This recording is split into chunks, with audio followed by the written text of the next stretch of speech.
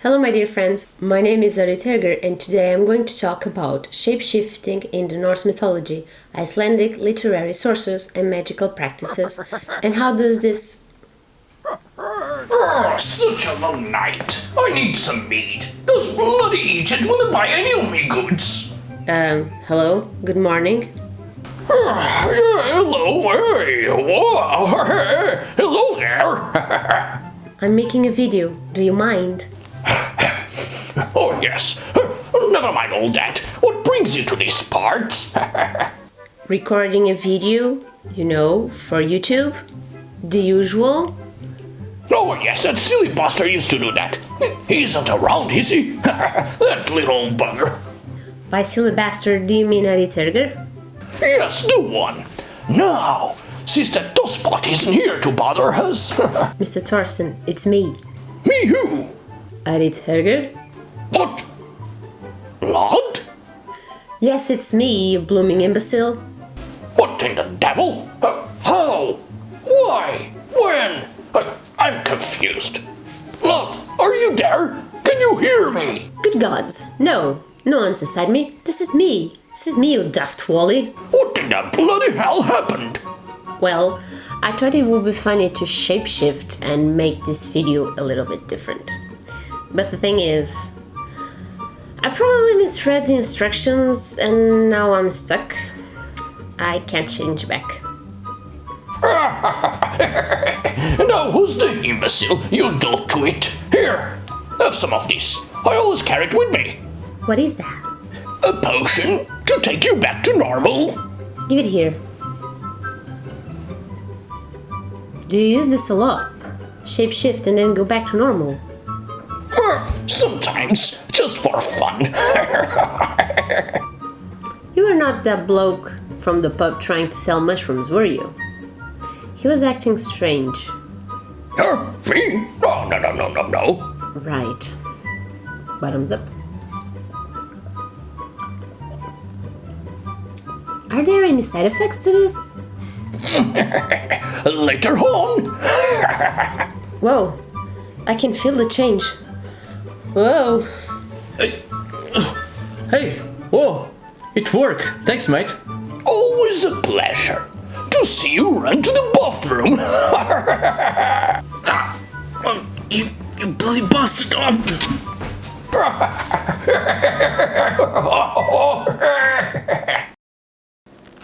Right, that was weird. I hope you didn't take this joke too seriously. Happy April Fool's Day. And a very special thanks and give an applause to Theresa, who helped me in this one. I'll leave down below in the description of this video her YouTube channel as well as her Instagram. So go take a look and give her some love and support. She really is very talented and she's an awesome professional photographer. Check the links. Now, let's go straight to the point of this video. Shapeshifting in Old Norse religion, as well as in Old Norse mythology, and in the literary sources. So, if you have already watched my video on the parts of the self, right here, I have presented 10 concepts on that video, and I have been developing each one of those concepts in several videos. One of those concepts is Hamr, which I'm going to make a deeper analysis today, since of all the terms associated with shape-shifting in Old Norse and Icelandic literature, the most common of all the terms is indeed the concept of Hamr. So let's start from there, which I think it might be the most complex part of this video, but once we kind of understand what Hamr is, I think everything else related to shape-shifting and the change of appearance will be far more clear. The term Hamr is often associated with the skin, more or less, or the pelt of an animal, or in relation to a bird. but not in the literal sense of wearing the actual skin of an actual animal, as we have in the term Sørkr, for instance, in Berserker, either wearing the animal hide or fur of a bear, or in relation to being naked and therefore devoid of clothing. But that doesn't matter now. But Hamr describes much more than just a physical animal skin, and is closely related to wear the skin of the animal, not as in dressing it, but becoming it. Change of skin, shapeshifting. So Hamr is not simply referring to a pelt or skin of a particular animal, but rather the shape, the appearance and form of someone who is able to change those three characteristics.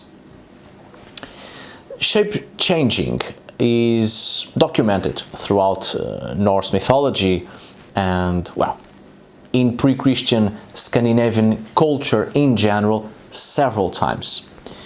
When it comes to the ability of changing appearance, we have Hamr and we also have Hugr, both intimately tied, but we shall get there, don't worry. But these are fundamental aspects in the process of shape shifting, shape changing, because it's not just the changing of appearance, Hamr, but also undergo a change of the psychological self, as in mentally assuming the personality of that which one wants to shapeshift into, and that is Hugr. Note it down if you must. I shall speak of it further ahead. So, the Hamr in Old Norse literature, including skaldic poetry, sometimes, but not often, but sometimes, is described as a physical garment that can be worn and removed, which in itself can provoke transformation, meaning that there is a particular pelt or skin someone is in possession of, they put it on and they become the animal. For instance, we have a good example of this, which you can find in the Poetic Edda, the poem Valundarkida, to be more precise, in which supernatural women or female supernatural entities which look like human women are in possession of swan pelts, and they shapeshift into swans when they put the animal pelt on them and fly away. So Hamr is referring to not only appearance, but as well as shape and form. All these three aspects that give information about the physicality of something placed together. So then from the term Hamr, we have several other terms that are somewhat linked with the term Hamr. For instance, it is quite common to find in Old Norse and Icelandic literature the term Hamr, referring to someone who has a strong Hamr, a strong appearance, form and shape. But this strength isn't quite related to physical strength, but being powerful in Hamr. That is, a person with the ability to shapeshift into several forms, not just one, but several. So a person strong in that ability, with a strong control over its own Hamr. We also have the term Eigihein Hamr, which is one that doesn't have a single Hamr. More or less the same thing as Hamr, shapeshift into several different forms, but closely related to the ability of not possessing an assumed form, an assumed shape, a characteristic form, but manifesting itself in several forms. What we understand from Eigihein Hamr is that it's not someone who has a primary form and can shapeshift into several forms, but rather an entity that doesn't have a primary form, and thus that entity or that someone can appear in several forms. What we take from Hamr is that it is a physical instability, because all these terms so far demonstrated on this video are actually or seldom related to someone who can actually shapeshift, but it's always related to characters with supernatural and magical powers. And such characters demonstrate this physical instability, which gives us the notion that they are not human after all, but rather supernatural entities that, in order to manifest themselves in specific situations or specific places or physical spaces, they must assume shapes. They must assume form, shape and appearance. Hamr. Sometimes these characters are indeed human, but they too possess supernatural and or magical powers. But that seems to be an ability acquired from other spiritual entities. But we shall get to that, don't worry. And, well, quite possibly, I think, this might be related to older spiritual understandings within shamanism. The idea of helping spirits and the whole variety of spiritual entities or animistic notions of natural forces that take form and have an active role within the shamanic societies, the shamanic community. I'm not going to develop that in here today because I'm reserving that specific subject for at least two videos precisely on helping spirits in Seidr, and one about the invisible entities in Old Norse religion. Know that there are several categories of spiritual entities in Norse mythology, and we are entering in the animistic religious notion that in order for a spirit to actively interact with human beings, with human communities, they must assume a shape. And I think this is where Hamr gets in, as we get it from the literary sources, that is always related to entities possessors of supernatural and or magical powers.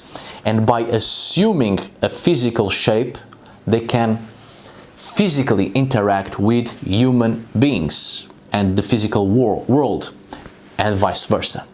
So, as said before, Hamr seems to be physical instability, and then we have Hugr, psychological instability, or rather the inability to act according to one's shape, but acting as if one would have the shape of something else.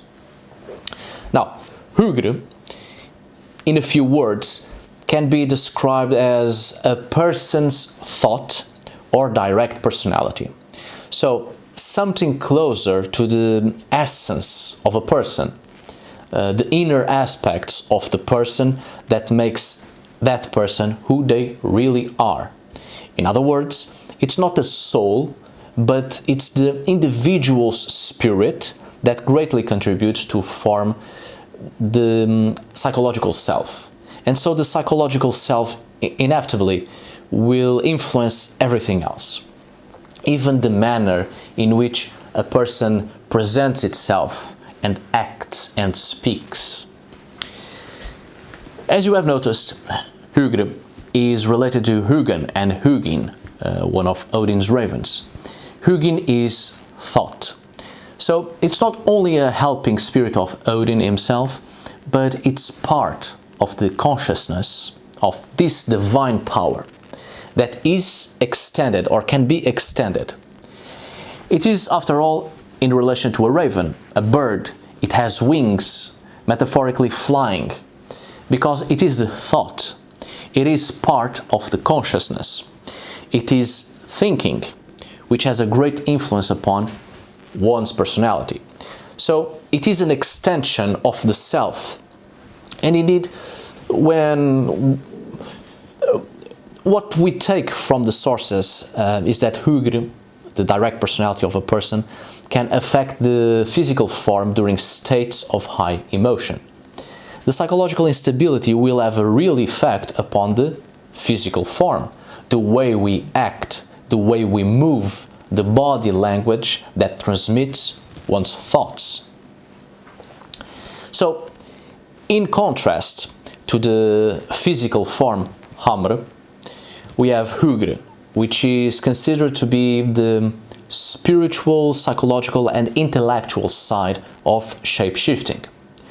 Hugr is the thought, it is the mind, and so an alteration upon the mind, an instability, will have effect over the Hamr, over the physical aspect. Hugr is by all definitions the inner self, not the aspect of the person, not the appearance and shape, but the conscious cognitive qualities of a person. An individual's Hugr is one's essence, something beyond our control, because it's our true nature, so to speak. It's something that cannot be changed or altered by our will, and it's precisely when we have cases of psychological instability that the Hugr is revealed, the true nature of a person beyond that person's control. A certain state of mind reveals the moral qualities of a person and reveals that person's true intentions. It's not a case of losing one's mind, but rather losing one's control. As said before, Hugr affects the individual during states of high emotion, which means in moments when a person is angry, sad, anxious, fearful, and this is in relation to the changing of the shape and form of a person, because through our body language we show the inner emotions, the inner self. So Hugr influences the Hamr. This is precisely what I want you to focus on, because many people, even in the academic field, obviously, have the tendency to treat mythologies as supernatural accounts, as fantasy, as something out of fantasy, out of something magical.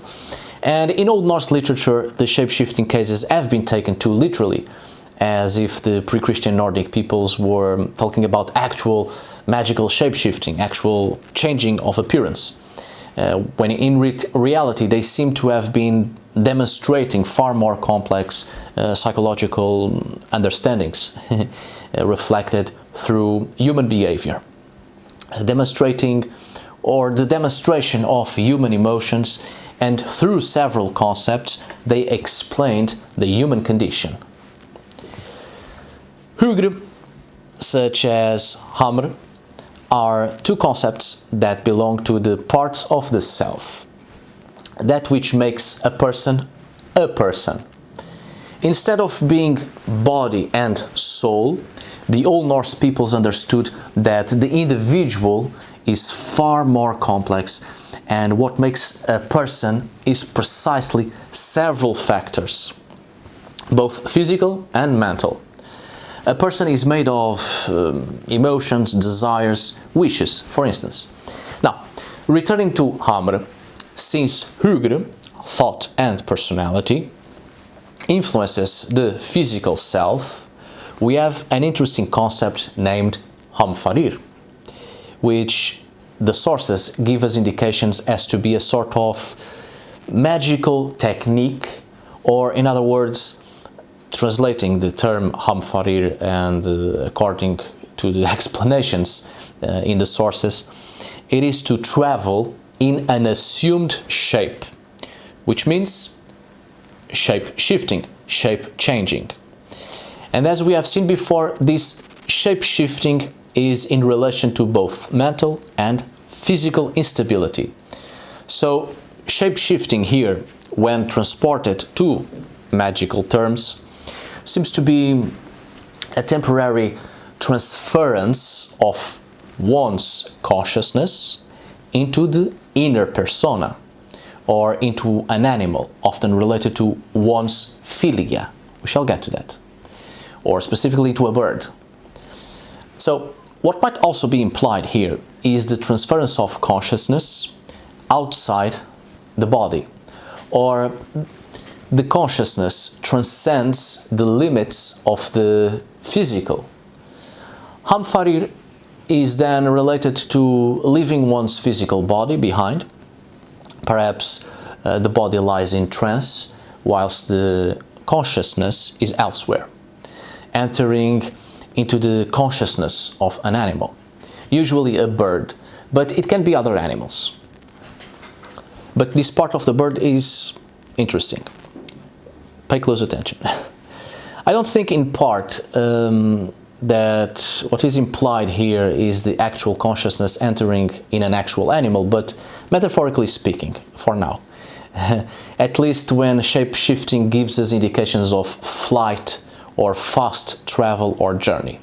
If indeed Hamfarir is in relation to trance, the transfer of the human consciousness into the body of an animal, might be indeed metaphorically speaking, and it simply gives us a literally explanation to the process of journey of the mind in trance, fast journey, the expansion of the mind, shamanic flight, hence the usual connection with a bird.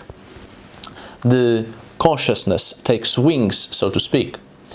Again, we have parallels here with one of Odin's ravens, Hugin, from Hugr, precisely, thought and personality. The mind out of the physical body or out of body experience. And as said before, Hamr, changing of the form, shape and appearance, is always related to supernatural and or magical powers. So it seems to be also related to a state of trance, because indeed shamanism in Old Norse literature is almost always related to individuals from Lapland, the Sami, or from Finland, and they are almost always referred to as wizards or sorcerers. Hamfarir in the sources is always related to wizards or sorcerers or who can travel in assumed shapes. So when such accounts have been finally committed to parchment and reached our days, we start to see that in the Old Norse society we already have certain cultural detachment from shamanism, and such activities are often solely related to neighboring peoples, outsiders of Old Norse culture, who continue to practice various forms of shamanism, and therefore they are labeled wizards and sorcerers and people who possess supernatural and or magical powers, which gives us indeed a certain sense of fantasy, but it seems to have been a way to describe shamanism as seen from the eyes of Old Norse people when in contact with Sami and Finns. Anyway, speaking of Odin, in the Ynglinga saga, we have an interesting passage, and I quote, "Odin could change himself, then his body lay sleeping as if dead.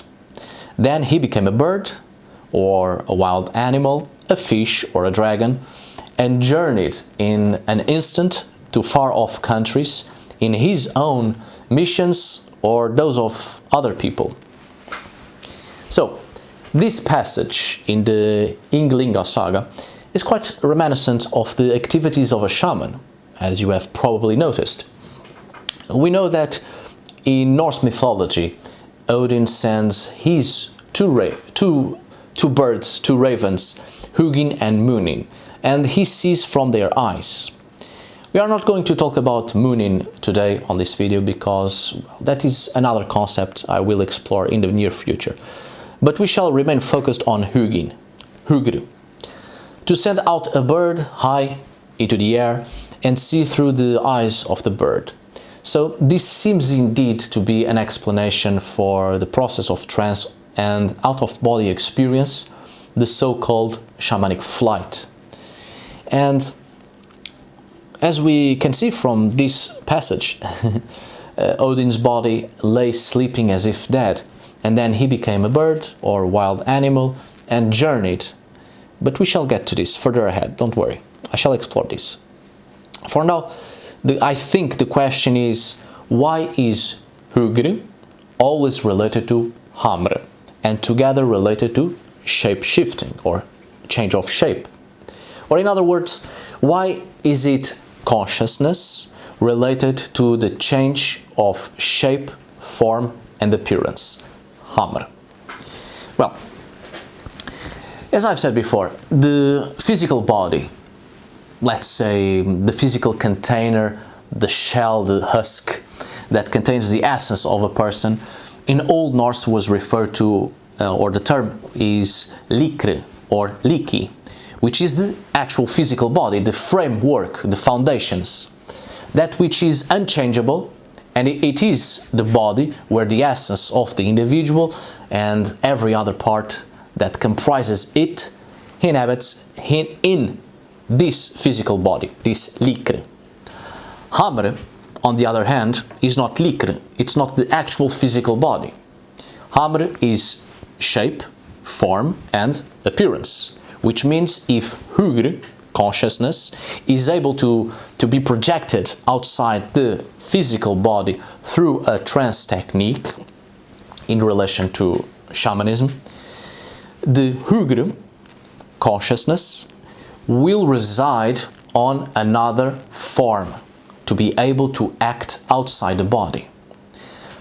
In shamanism, the shaman projects its own mind outside the body, and the mind resides in a specific animal, in most cases, animal spirit or animal companion, the Fylgja in Old Norse. And so the consciousness of the shaman will inhabit another body. And this is when shape-shifting enters. Hamr is not changing one's body into something else, but it is the consciousness, Hugr, that will enter in another physical body, and so the essence of the person takes a different shape. The mind travels into other realms of existence, and when it enters a specific physical form, that is shape-shifting. That is Hamr. The essence remains the same, the consciousness is the same, but it is inside another form, shape and appearance. Let's see if I made myself clear. Bear it with me. Shape-shifting, in this case, is not referring to a person having this physical body and changing this physical body. It's not like a metamorphosis and change this into something else. The physical body is likr. It is the shell, and that much we understand. It is unchangeable, cannot be altered, and the physical is the physical. What is implied here is not the change of the physical body, the change of the likr. It is the change of form, shape and appearance, Hamr. The consciousness, Hugr, is projected outside the physical body, likr, and manifests itself on another physical body, on another likr. And that manifestation is Hamr, shape-shifting. The consciousness of an individual entering and existing or coexisting in a different shape, form and appearance, Hamr. That is a different shape, form and appearance than his or her primary physical appearance. Old Norse literature explains this much. Hamr in shape-shifting narratives seem to be stemming from symbolism and or practice of covering oneself with or changing one's pelt. Not particularly in relation to the change of the skin actually, but pelt always in relation to an animal pelt, and the mind inside the animal. The mental instability previously spoken, instability caused by high emotions, by extreme emotions, an alteration of the psychological self that will influence the physical self. The mental instability causes physical instability. And it's this mental instability that is the key to understand all of this, I think. In shamanism, the projection of one's mind is the cause of a trance technique, which by itself is provoked by mental instability.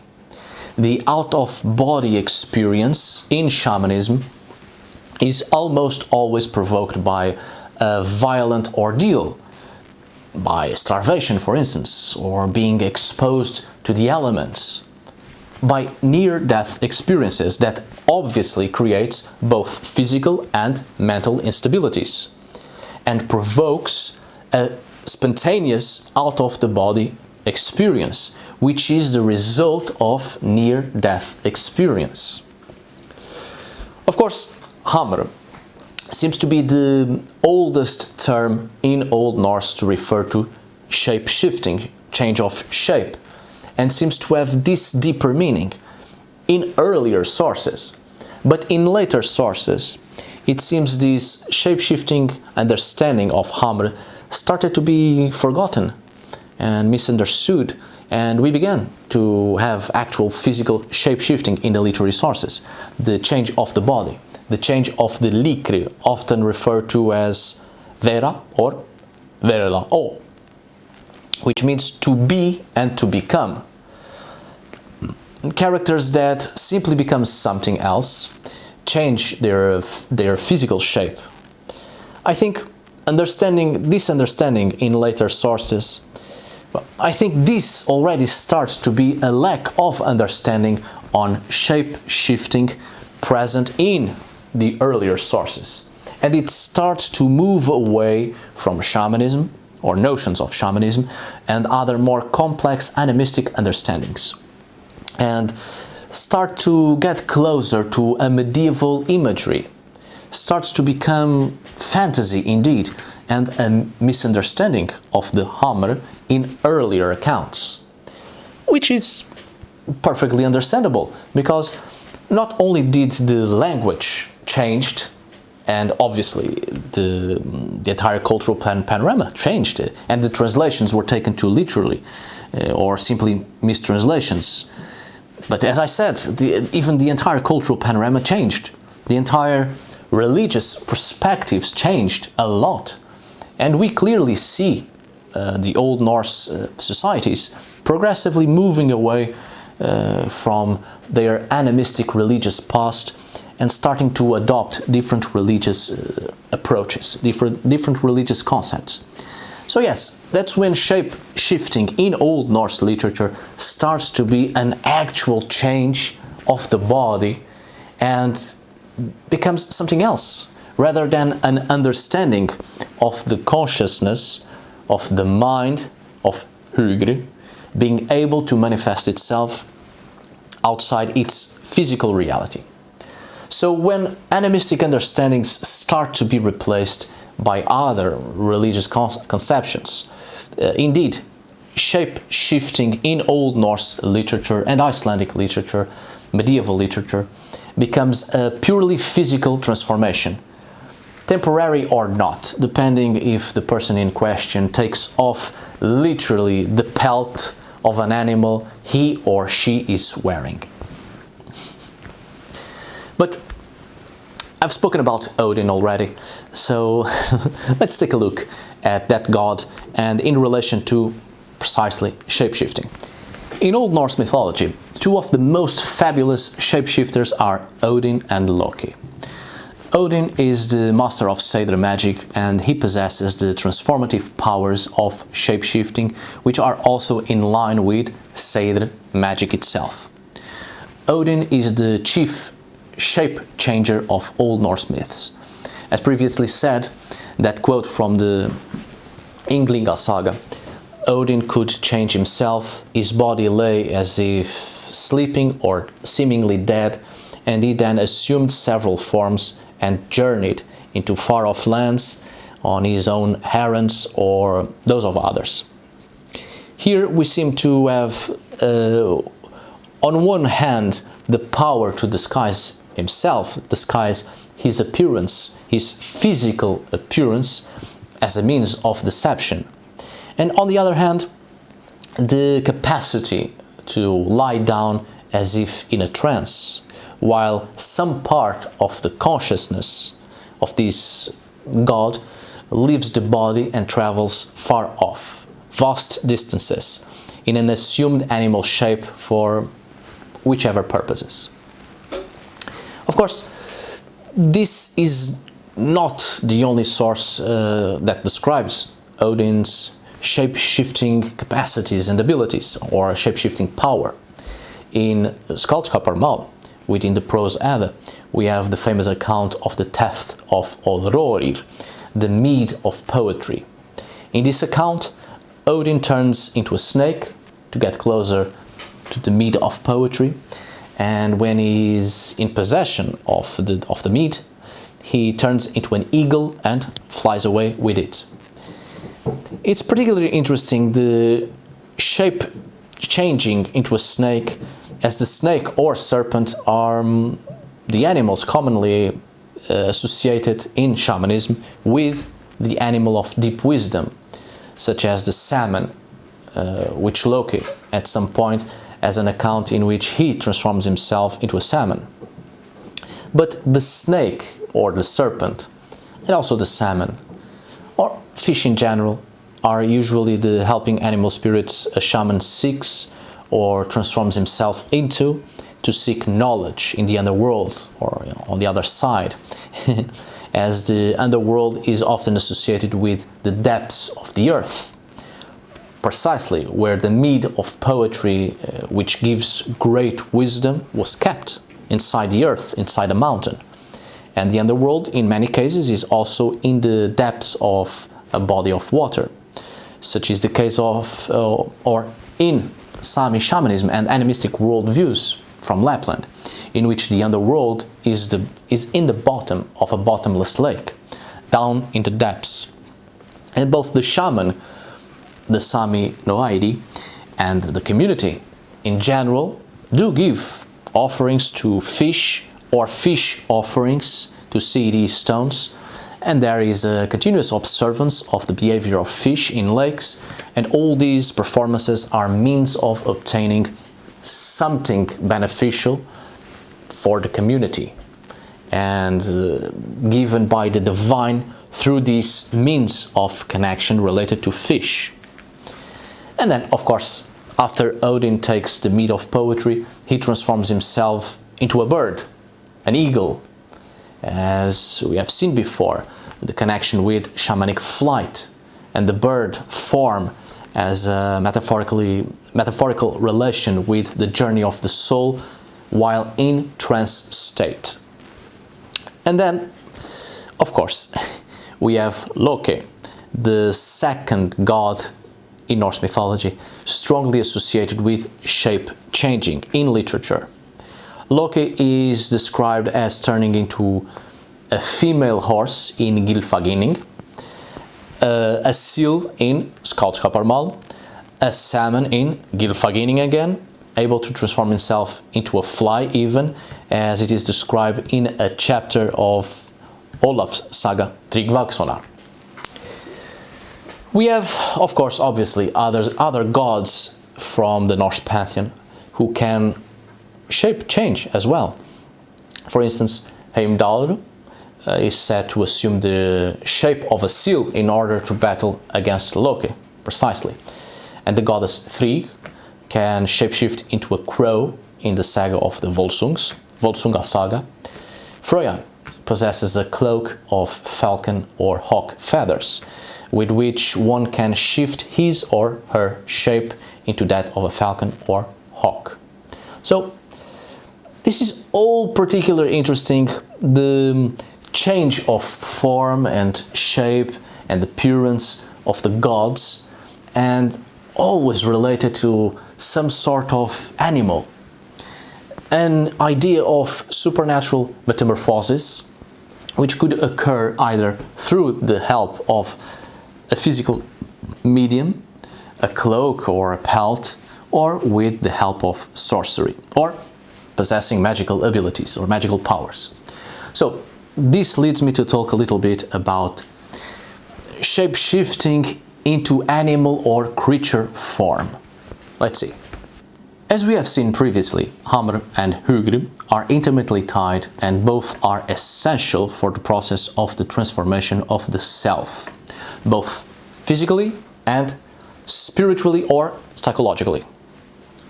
It seems that according to the sources, the literary sources, and in relation to accounts of Seidr, which I leave links to the videos down below in the description concerning this, the Seidr.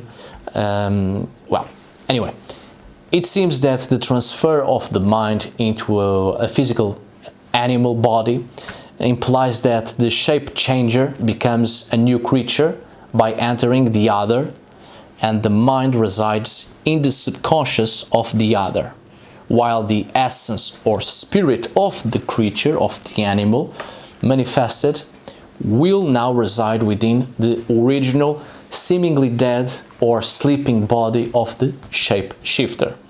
So, it's not just the transfer of the consciousness of the shapeshifter into the body of a creature or an animal, but there is an exchange, and the creature's spirit is transferred to the subconscious of the shapeshifter. This idea can be perhaps better understood in Rolf Saga Krauka, which tells us the case of a battle scene between opposing animal spirits, King Adil and his adversary Rolf, alongside with each other's men, face one another at the hall of Uppsala. During combat, King Adil suddenly disappears, while at the same time a wild boar appears and fights King Hrolfr and his men. This is presented to us as King Adil having Seidr supernatural powers. Now, eventually, the wild boar is defeated by King Hrolf's hound named Gram, not Garmr, but Gram, and the wild boar disappears, and then King Adil re-emerges in the hall. It's particularly interesting, this part in which it is King Hrolf's hound that defeats the boar, because Hrolf means renowned wolf. So it seems to indicate a far older account of a fight between two people with the ability of shapeshift, and they fight one another in the form of a wolf and a boar. What's also interesting in this account, and well, in Old Norse accounts in general, when humans transform themselves into animals, many times, most of the times, isn't particularly connected to Seidr, nor any notions of shamanism actually, but harnessing this ability to shapeshift into an animal shows that the individual or the individuals become their Fylgja, or in other words, they become their attended spirit in animal or human form. And I have two videos about it, and I'll also leave them down below in the description of this video, so you can better understand the concept of the Fylgja.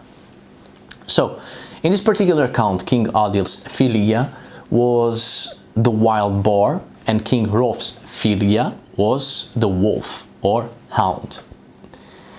We have several accounts in Old Norse mythology and Icelandic sagas of people assuming the shape of their Fylgja, which happens to be part of their conscious, or even perhaps the manifestation of their subconscious, which is often perceived to be a wild thing, a wild animal, as perhaps the metaphorical explanation for the true essence of an individual, the true personality, precisely what resides in the subconscious of a person. And indeed, the Fylgja is often associated with the personality of a person, almost like an animal totem, the representation of an animal and that animal's personality, qualities, abilities, way of being and to express itself, expresses the essence of that person. And indeed, as we have seen before, Hugr is often related to a bird, often a wild bird, So not only the idea of the flight of the consciousness, but also its physical form is the representation of the subconscious. Perhaps this part might be a little bit harder to understand if you don't know already what a Fylgja is. So I do advise you to please go down below into the description or this information icon in this corner and check my videos about the Fylgja. And then, well, come back to this part. Okay, all right.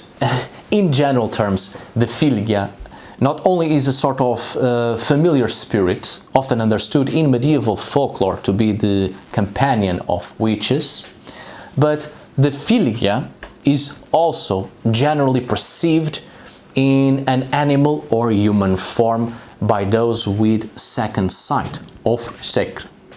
And it's an attended spirit whose well-being is intimately tied to that of its owner. And so its character, the character of the Fylgja and form, are closely connected to the characters of the owner, of its owner. So it can happen that one can see his or her Fylgja in dreams, or people with the second sight of Seidr can see the Fylgja of others, as it is described in a very interesting account in the Fylgja book, for instance. Please read the note below. Or a person who is strong in Hamr and Hugr, both, strong in the ability of changing his or her own physical and psychological self, can manifest themselves into their Fylgja. And this last point, we have already seen parallels before throughout this video, the projection of the subconscious turned into conscious and transferred either to an animal, or as it happens in Seidr accounts, the conscious is projected outside the body and doesn't necessarily need to inhabit a physical body, but the consciousness itself manifests a physical form in the physical reality, which is that person's Fylgja, that person's animal spirit, which is the manifestation of that person's personality or intention.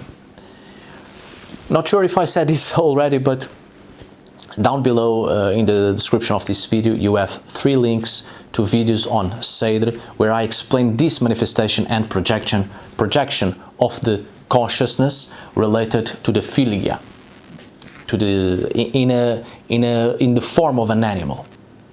We have several other accounts of shapeshifting, for instance in the saga Gandus or Hugr.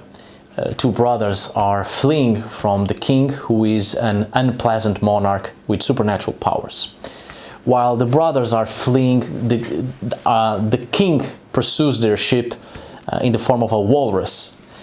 The brothers have with them a man named Hugr, a prince with magical knowledge, and they have also the king's own daughter, Hamr, but she navigates on another ship.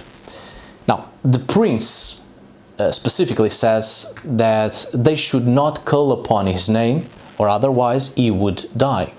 So he then laid down and they covered him with clothes. Pay close attention to that. Soon after, they saw a swordfish coming from under the ship, moving straight at the walrus to fight it. And from under the prince's ship comes out a porpoise, which joined the fight against the walrus, against the king. In the meantime, one of the brothers calls upon 2 women who come in the form of vultures, so they too can shapeshift. And they too join the fight, and finally the walrus is defeated. Therefore, the king is dead. Where the prince lay under the clothing, covered, they found that he was all wet, and he told them that they should help the princess too, because she was in need of help. So one of the brothers leapt up on her ship, and she lay unconscious and very, very weak. As you have probably noticed, the prince shapeshifted into the swordfish and the princess into the porpoise, while their bodies lay seemingly dead. Here, the state of trance in which the body remains while the conscious mind is elsewhere is vividly described. I particularly enjoy this fight between animals, as the conscious mind of those in trance is inside or are inside the animals, which is a very characteristic animistic belief in the ability of the mind of the shaman coexisting with the mind of another animal and act for the benefit of the community, act on a different realm of existence, and so the shaman must assume or transfer its mind into the body of an animal suitable to act on that specific realm of existence and for a specific purpose. This has many parallels with Finno-Ugric shamanic beliefs, but I shall get to that in a moment, in another example.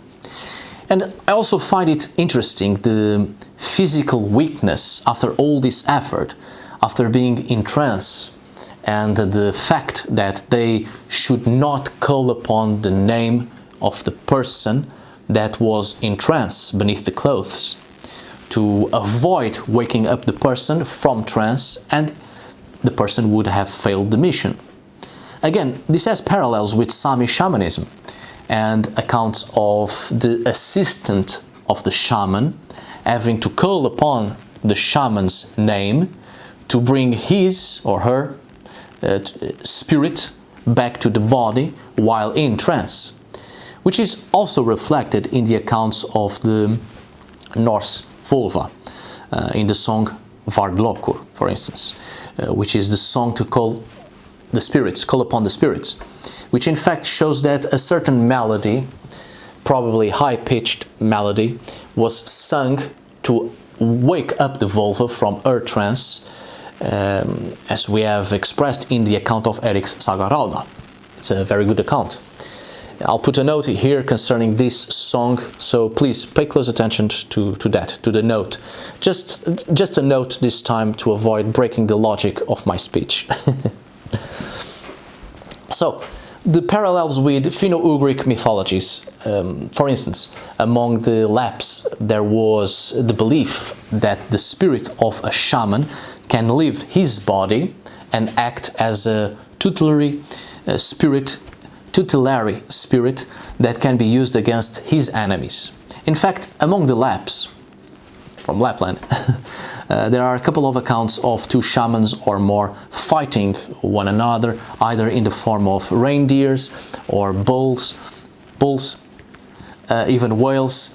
So it's pretty interesting, the previous account of the prince and princess fighting the king, and all of them in animal forms. The idea of the spirits of shamans fighting in animal forms is also found in Siberia, but we have no time for that right now.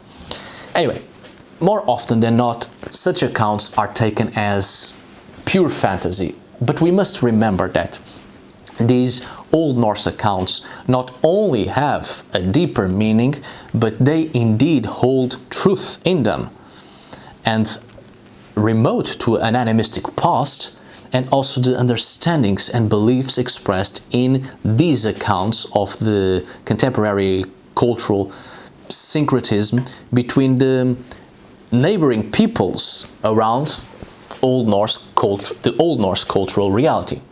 So here's another good example just to reinforce this. A very interesting account of the 12th century, if I'm not mistaken, in the Latin work of A History of Norway, we find the earliest account of a Sami religious ritual, one with what appears to be clear shamanic details. A woman has been struck unconsciously by an unseen shaman adversary, and two rival shamans attempt to recover her lost soul or spirit. They spread out a cloth to create a ritual space for their interventions. And the two men dance, drum, and sing incantations until falling into a trance. One of the two shamans dies while in trance, the victim of an ambush laid by spirit enemies. The other shaman survives, however, and is able to return the woman to health and to return her spirit to the physical body. The shaman tells of having transformed himself into various animals during his trance, including a whale, in order to defeat the shaman rival. What is also particularly interesting here in this account is that the woman who was unconscious had been attacked by a Gandus, or of either a rival shaman or a sorcerer. Gandus here implies magical energy among the Sami, which seems indeed to have parallels with the projection of the mind. Read the note below. And Gandus is often in relation to magical projectile, and the Fylgja in Old Norse, Gandr. Gandr in some cases is the projection of the mind of the sorcerer or the wizard or the vulva, and that projection of the mind has a physical manifestation in the physical world, which is in the form and appearance of the Fylgja of the person who is sending out its own consciousness in the form of a magical projectile, Gandus, Gandr. Again, check the videos below in relation to Seidr and the weaving of magical projectiles, weaving of Gandr and the Fylgja. So, we see here some parallels with the previous accounts throughout this video, and we see the connection here with shapeshifting into other forms, or the mind assumes shapes, forms and appearances, Hamr, outside the body. And so in most cases, in relation to shapeshifting in Old Norse literature, we are dealing with psychological instability provoked by a change of emotions, an alteration of mood, alteration of the psychological self, which either leads the conscious self to manifest itself outside its physical reality, or there is an uncontrolled and spontaneous manifestation of the subconscious, in other words, of the true self, and a manifestation of the repressed personas in the inner self. Alright, my dear friends, thank you so much for watching. We have been here for quite some time, and this time my speech was very slow so you could better understand this. So maybe you have already forgotten, so please check down below in the description of this video the information I have left for you. Videos that I think they are important for you to understand some concepts shared in this video, talked about throughout this video. And well, don't forget to pay a visit to Theresa's YouTube channel as well as Instagram. You won't regret it. She's awesome, I promise. Thank you so much for watching. See you on the next video. And as always, tack för idag.